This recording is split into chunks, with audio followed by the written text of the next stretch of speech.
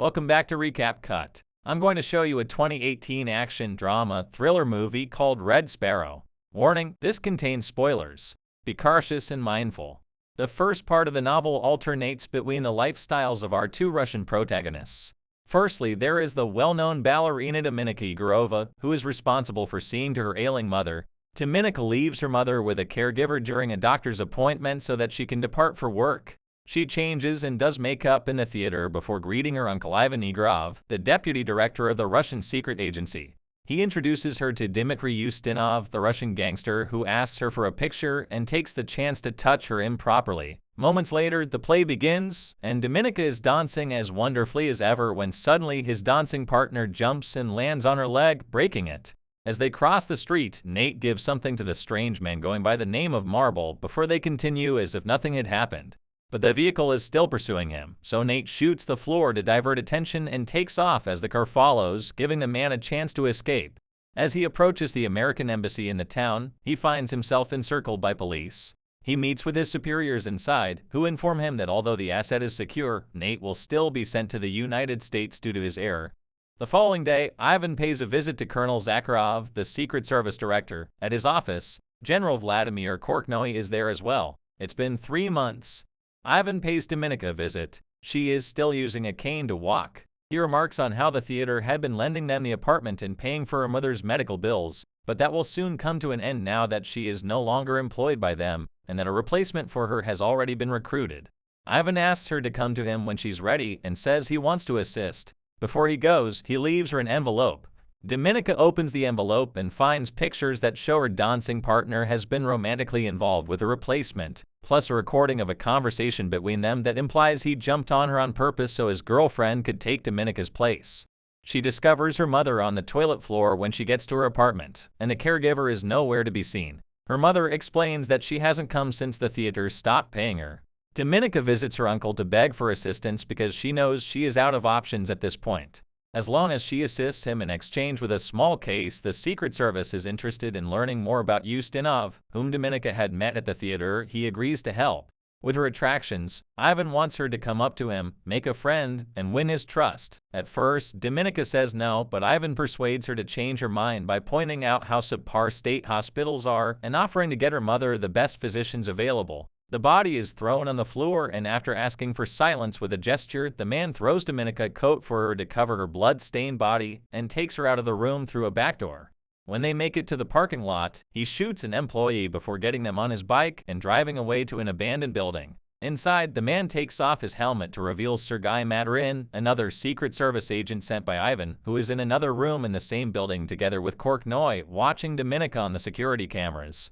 We then cut to Nate, who's been summoned by the CIA's discipline panel to be informed he'll be suspended for his mistake in Russia and he can't leave the country. Nate protests because their mole, Marble, has been working with Nate for 3 years and won't trust anybody else, but he isn't heard. Back in the Sparrow School, during a class with Matron, she tells them they need to be able to identify what their targets want.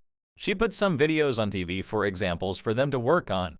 The first one Victor guesses wrong, and Dominika corrects him, earning her his dislike. After class is over, Dominika goes to the showers, where she's assaulted by Victor. She defends herself by taking the water tap from the wall and hitting him with it. In the meantime, Ivan, Korknoy, and Zakharov are discussing the fact Nate has been relocated to Budapest. They want to do something about it, but they know the president doesn't want them anything that may come off as antagonistic against the USA.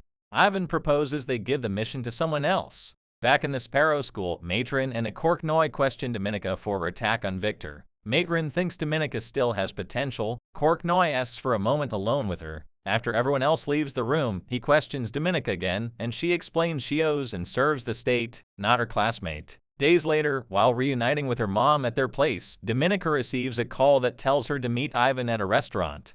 When she makes it there, she sits with him and he explains her next mission. She'll be sent to Budapest to befriend Nate and gain his trust so she can learn the identity of their mole. He gives her a new passport and documents with a new name. Dominika leaves without eating. She makes it to Budapest a couple of days later and goes to stay at an apartment she'll share with a fellow Sparrow, Marta. Later that day, she meets with her new boss, Station Chief Maxim Volantov, and asks him for some information on Nate. Afterward, she follows Nate around to learn his routine. The next day, Dominika starts going to the same swimming pool as Nate and lets him go to her when they leave the building. They chit-chat a bit, but Dominika plays hard to get. She also makes up a story about being a translator for the embassy. The following day, however, she doesn't find Nate at the pool, and the receptionist tells her ID has gone missing. Nate interrupts her staring to chat, admitting he was the one to steal her ID from the pool, and asks her out to dinner the next day at 8.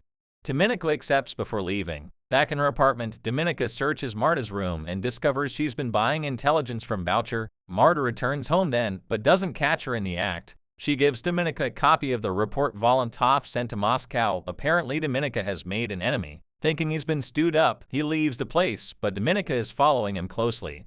Back in his apartment, Nate receives another coded message on the phone that he quickly writes down and deciphers. It says Vienna. He's about to leave when a crying Dominika rings his bell. He allows her to come in. While sharing some whiskey, Dominika tells him his boss assaulted him. When Nate asks her how she knows where he lives, she raises the volume of the TV so they can't be heard. Dominika asks him what happened in that park in Russia and kisses him after he tells her. Nate tells her to go home and figure out what she wants. After he's gone, Marta approaches Dominika with her gun. She overheard the lie and is angry because the Boucher case is supposed to be only hers. Dominika promises she'll give with all the credit and more money. She just lied for extra time. Marta only accepts because she has no other choice. Later on, Dominika goes to Vienna and opens a bank account there while Marta visits Volantoff to tell him she knows how to get rid of Dominika. Dominika returns to her place that night and finds Marta murdered in the bathtub. Suddenly, Sergei appears behind her and grabs her by the neck to pass on a warning. This is what happens to those that share secrets. He gives her his room. Later in the night, she leaves the room and joins Nate on the touch. After asking if she can trust him and getting a positive answer, she makes love to him. The next morning, after she confirms she accepts his deal, Dominika goes back to her routine, writes a fake report on Nate saying she has him in her pocket, and then returns to her place to wait for his signal, which is a simple phone call that plays her favorite song. Dominika meets with Nate's superiors and is put through a liar detector test to see if she can be trusted. When they accept her, she asks for money. Both women go to Dominika's room where Volantoff is waiting. Boucher gives her the discs in exchange for the money, and Dominika pretends to take the discs to her computer to check they are real when she's actually trading them with the CIA's. Dominika and Volantoff leave then after telling Boucher has to wait an hour to leave too, but Boucher is anxious and drunk so she leaves soon after. After a difficult meeting with Korknoi and Zakharov, Ivan returns to his apartment where Dominika is waiting. He tells her they've granted her request to let her keep working on Nate. She kisses him before leaving. Dominika returns to Budapest and meets with Nate. They go to his apartment where he expresses his suspicions of her quick release. Dominika convinces him to relocate her and her mom to America and to give her more money. He accepts before they make love. In the middle of the night, Dominika wakes up when she hears a noise. She goes to the kitchen to find Sergei torturing Nate. She pretends to be on his side at first, even helping him hurt Nate to get the name of the mole. A meeting to do the exchange is arranged later that night at an airport. Nate will walk with her to confirm the identity of the mole, and she mustn't try to run or she'll be shot. Nate is angry with her because he thinks she's used him, but she has a surprise. When the Russians approach them with the mole, they take the bag off his face to reveal it's not Korknoi. It's her uncle Ivan, who has been framed thanks to Dominika fabricating evidence since she made it to Budapest the first time. Nate quickly catches on and confirms Ivan is the mole. After the exchange is done, Ivan is shot by a Russian sniper and Dominika is taken away on a helicopter. Back in Russia, she's named a heroine and allowed to have a good life with her mom. The movie ends when she receives a phone call and the only sound on the line is her favorite song.